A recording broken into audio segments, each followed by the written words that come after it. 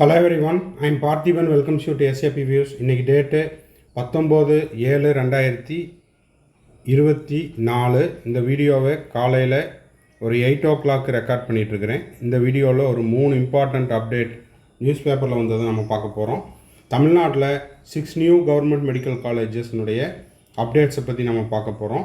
அதே போல் supreme court என்டிஏக்கு state வைஸாக city வைஸாகவும் centre வைஸாகவும் ரிசல்ட்டை திரும்பவும் நாளைக்கு, அதாவது 20/7/2024 ஆஃப்டர்நூன் 12 o'clock ரிலீஸ் பண்ண சொல்லியிருக்காங்க.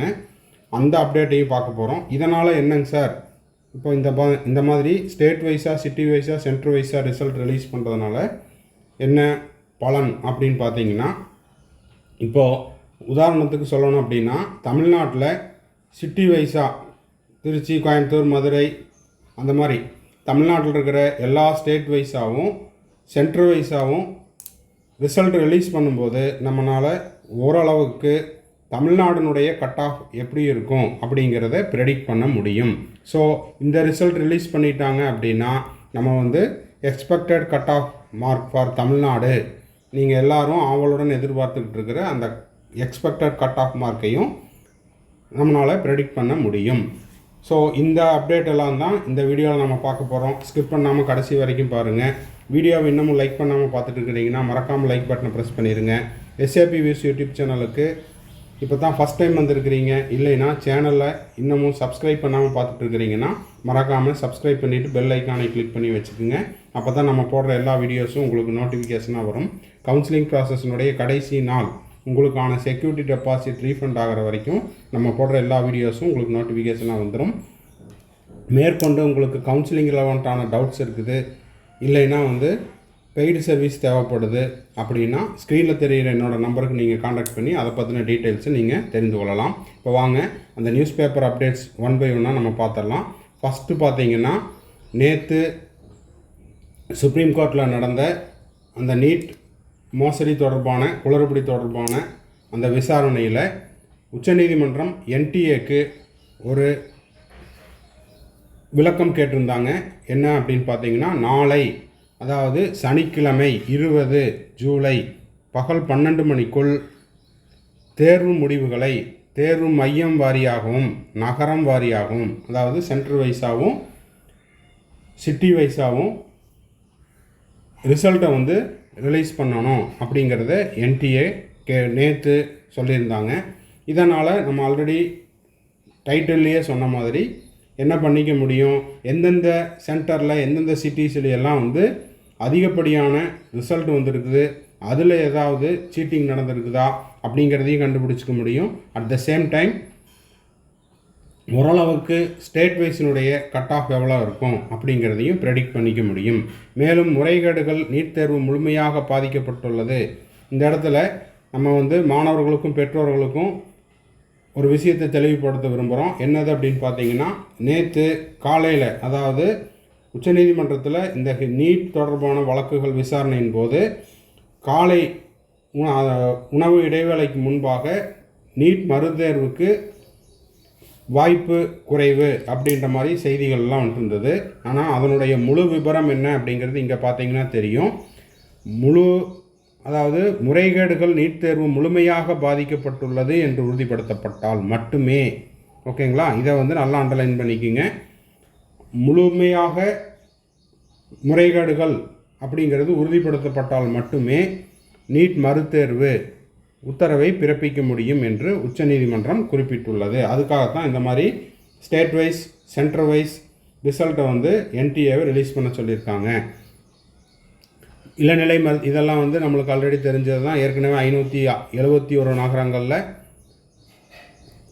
தேர்வு நடந்தது. மே 5 நடந்தது. அதுக்கப்புறம் அதில் கருணை மதிப்பெண் கொடுத்துருந்தாங்க. 1563 பேர்த்துக்கு மறுதேர்வு எழுதுனாங்க. இதெல்லாமே ஏற்கனவே வந்த செய்தி தான். அதன் பிறகு 22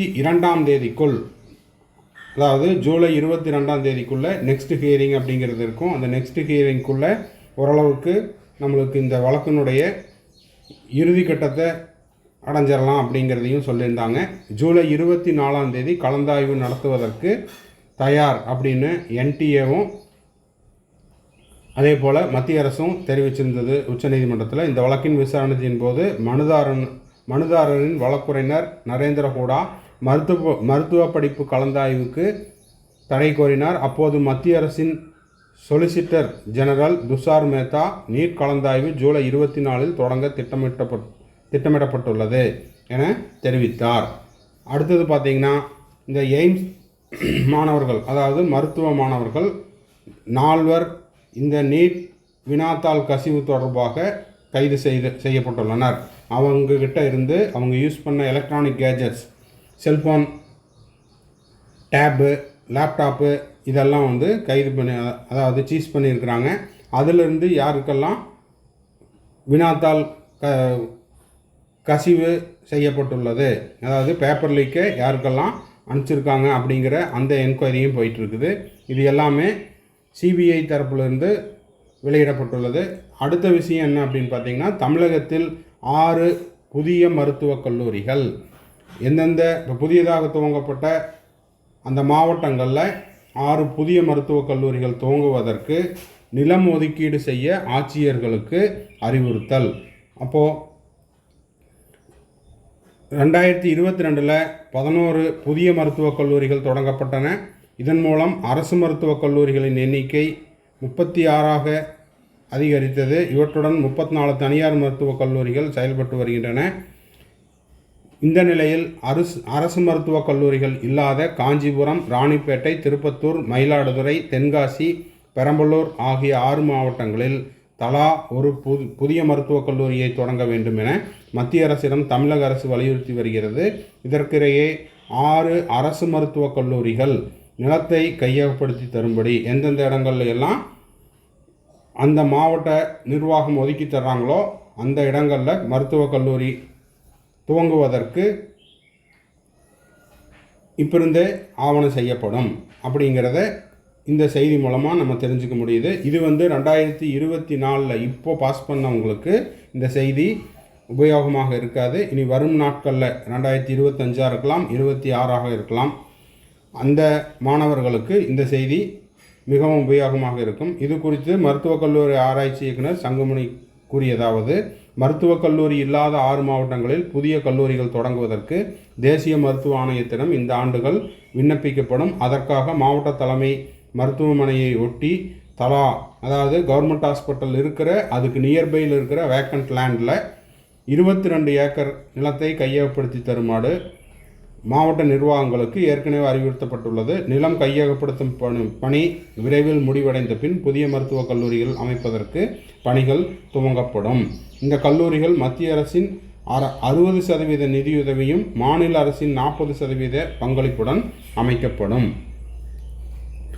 அடுத்தது இப்போ நம்ம சொன்ன அதே செய்தியினுடைய இங்கிலீஷ் வெர்ஷன் தான். தேவைப்படுறவங்க இதை ஸ்க்ரீன்ஷாட் எடுத்து படிச்சுக்கோங்க. Supreme court directs to NTA publish centre wise, அதாவது தேர்வு மையங்கள் வாரியாகவும் நகரங்கள் வாரியாகவும் ரிசல்ட்டை நாளை மதியம், அதாவது சனிக்கிழமை 20/7/2024 12 மணிக்குள்ளே ரிசல்ட்டை டிக்ளேர் பண்ண சொல்லியிருக்காங்க.